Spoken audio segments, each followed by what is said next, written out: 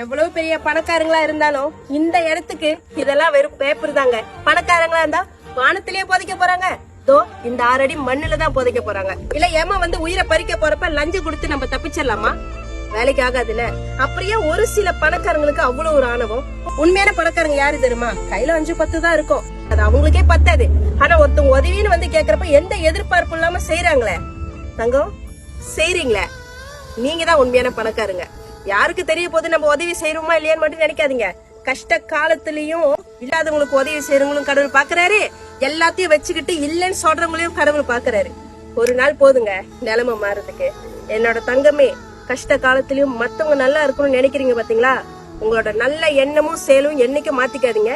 கண்டிப்பா உங்களோட நிலைமை மாறும். கடவுள் கண்டிப்பா உங்களை கைவிட மாட்டாரு. பணம் இருக்கும் மனிதரிடம் மனம் இருப்பதில்லை, மனம் இருக்கும் மனிதரிடம் பணம் இருக்கும்.